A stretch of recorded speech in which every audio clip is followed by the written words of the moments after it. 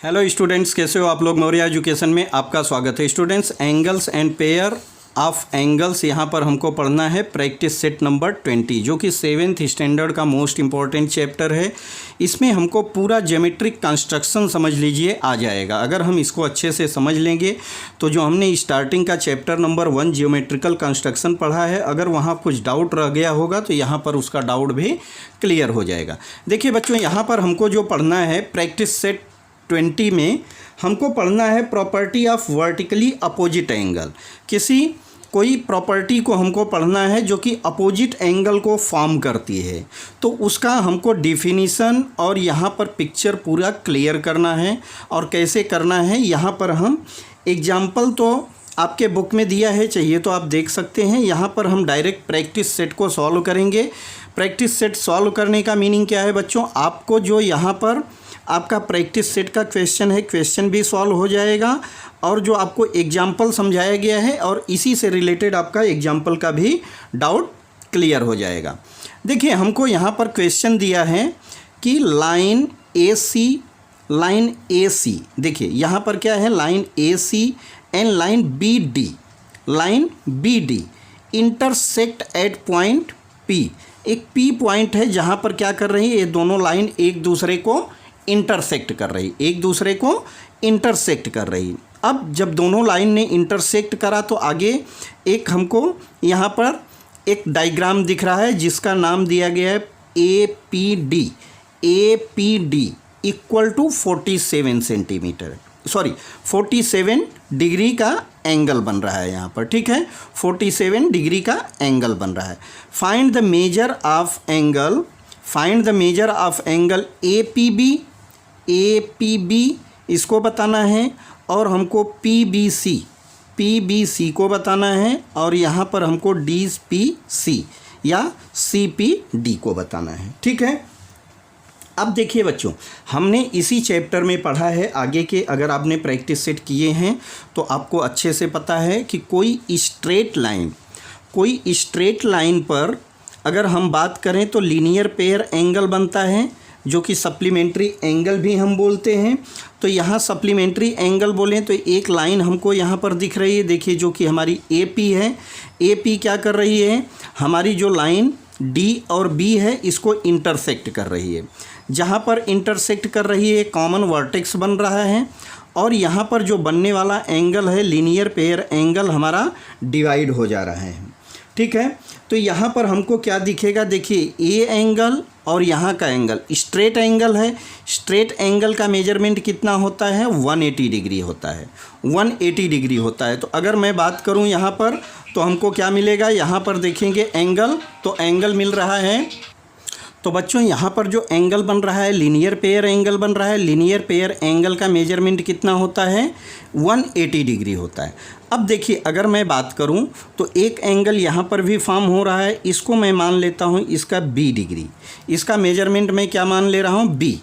तो यहाँ पर क्या हो जाएगा, अगर इस लीनियर पेयर की एंगल की मैं बात करूँ तो एंगल ए पी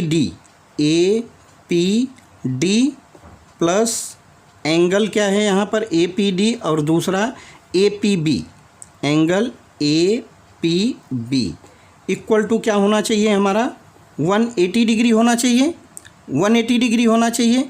अब देखिए, अगर हमको इसका मेजर निकालना रहे तो क्या करना होगा, इसका मेजर निकालना रहे तो हमको ए पी डी तो दिया है, कितना है 47 डिग्री, और हमको ए पी बी पता नहीं है, इक्वल टू 180 डिग्री।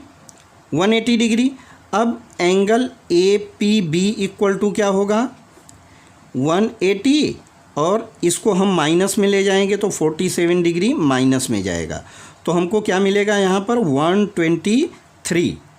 देखिए 1 यहाँ पर हो जाएगा 87 हुआ और यहाँ 7 में से 4 जाएगा 3, 133 डिग्री हमारा ये वाला एंगल क्या मिला, एंगल बी हमको मिल गया 133 degree.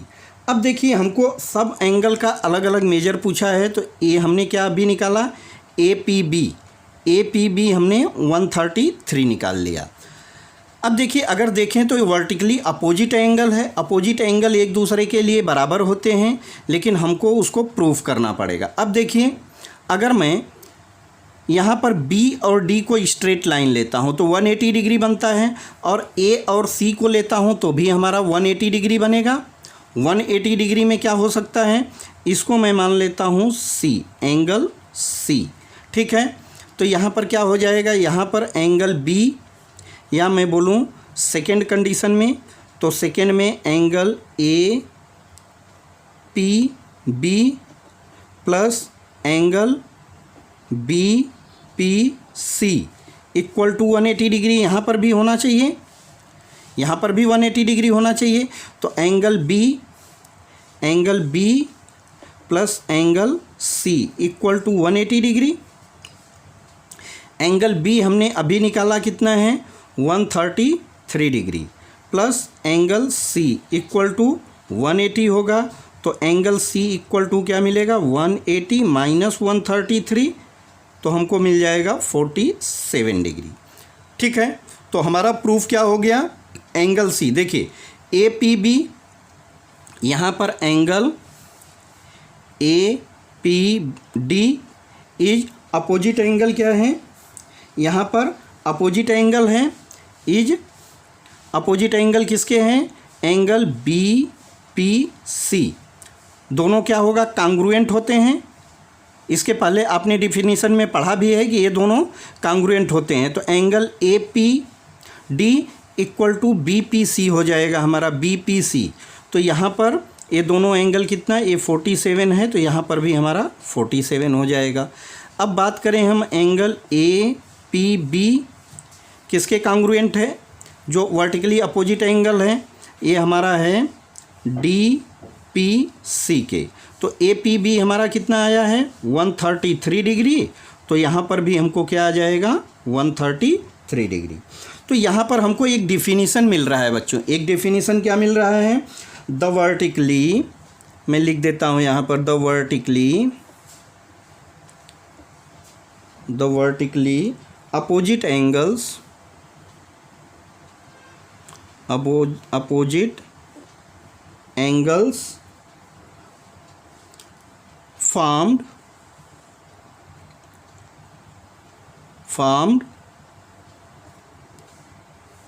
when two lines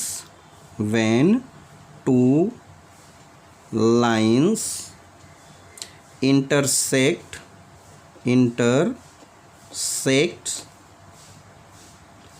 are of equal measure। क्या होगा, are ऑफ इक्वल मेजर, ठीक है। आर कांग्रुएंट, आर इसको हम क्या बोलते हैं, कांग्रुएंट भी बोलते हैं, ठीक है। तो वर्टिकली अगर एक लाइन दूसरे लाइन को इंटरसेक्ट कर रही है तो वहाँ पर वर्टिकली अपोजिट एंगल एक दूसरे के कांग्रुएंट होते हैं। जैसे कि यहाँ 47 तो ये भी 47, और ये हमारा 133 हुआ तो यहाँ पर भी 133 हुआ। या angle B is the opposite angle, यहाँ पर कुछ भी नाम दे देंगे तो इसको भी हम वर्टिकली अपोजिट एंगल दिखा के बराबर बता सकते हैं, ठीक है। आगे हम चलते हैं question number 2, line PQ and SR। देखिए लाइन PQ है और लाइन SR है, एक दूसरे को इंटरसेक्ट कर रही है, एक दूसरे को इंटरसेक्ट कर रही है पॉइंट M पर। तो और एंगल PMR, देखिए PMR यहाँ पर इसका मेजरमेंट हमको x डिग्री दिया है। What are the measure of PMS, SMQ and QMR। देखिए यहाँ पर भी क्या हो रहा है कि एक लाइन दूसरे को वर्टिकली इंटरसेक्ट कर रही है ना, जो कि बुक में हमको दिया है क्वेश्चन में कि line PQ and line SR intersect at point M, ठीक है, क्लियर है। अब देखिए लाइन इंटरसेक्ट कर रही है तो स्ट्रेट लाइन है, तो यहाँ पर हमको क्या बन रहा है, लीनियर पेयर, यहाँ पर लीनियर पेयर बन रहा है। लीनियर पेयर का एंगल कितना होता है, x, और इसको मान लेते हैं हम y डिग्री, ठीक है। तो x और इसका हमको मेजर निकालना है, तो कोई बात नहीं, हम मेजर निकाल लेते हैं। देखिए यहाँ पर हमको क्या मिलेगा बच्चों, फर्स्ट कंडीशन में कि angle PMR plus angle angle PMS equal to 180 degree, 180 degree. और यहाँ पर हम बात करें तो यहाँ पर भी क्या होगा, अगर इसको स्ट्रेट लेते हैं तो PMR plus angle RMQ equal to 180 degree. और यहाँ पर देखें तो हमको क्या मिलेगा, angle SMQ plus angle QMR equal to 180 degree है। ठीक है, अब देखिए यहाँ पर हमको PMR का मेजर दिया है, तो PMR कितना है बच्चों, इसको हम फर्स्ट के लिए लिखेंगे कि PMR x डिग्री है plus PMS equal to 180 degree. Then क्या हो जाएगा, PMS जो कि पूछा गया है यहाँ पर, PMS इक्वल टू क्या होगा, 180 टोटल है और माइनस इसमें से x डिग्री कर देंगे, तो PMS हमको क्या मिल जाएगा, 180 माइनस x डिग्री। दूसरा हमसे क्या पूछा जा रहा है, what is the measure of SMQ। SM क्या है, देखिए यहाँ वर्टिकली अपोजिट एंगल, तो सेकेंड में हम दिखा देंगे vertically opposite angle are congruent होते हैं। ठीक है, तो कांग्रुएंट किसके होगा, angle PMR is the congruent किसके हैं, हमारा SMQ। तो PMR हमारा x डिग्री है, तो यहाँ पर भी हमको x डिग्री मिल जाएगा। ठीक है, तो इसको हमने कांग्रुएंसी दिखा दिया। अब यहाँ पर भी वर्टिकली अपोजिट एंगल बन रहा है, हमने मेजर निकाला है, तो थर्ड वन में हम क्या करेंगे, थर्ड वन में PMS is the word congruent किसका हो जाएगा, RMQ। ठीक है, यहाँ पर हमको 180 माइनस x डिग्री मिला है, तो इक्वल टू कांग्रुएंट किससे हो जाएगा, 180 माइनस x डिग्री, और यही हमारा आंसर हो जाएगा। यही हमारा, इसको हम इससे वर्टिकली दिखा देंगे, इसको वर्टिकली दिखा देंगे। तो यहाँ तक आपका जो प्रैक्टिस सेट 20 है पूरी तरह से हमने कंप्लीट कर दिया है। मैं कल भी बताया था बच्चों कि जो प्रैक्टिस सेट नंबर हमने 15 बनाया है, इसमें आपको टोटल मैं लिंक डिस्क्रिप्शन बॉक्स में दे दूंगा, जिससे आपको प्रैक्टिस सेट नंबर 16, 17, 18, 19, 20 जो भी प्रैक्टिस सेट है आपको ढूंढने में कोई दिक्कत नहीं होगी। आप इसको स्टेप बाय स्टेप अच्छे से समझ लीजिए और प्रॉब्लम को सॉल्व करते जाइए।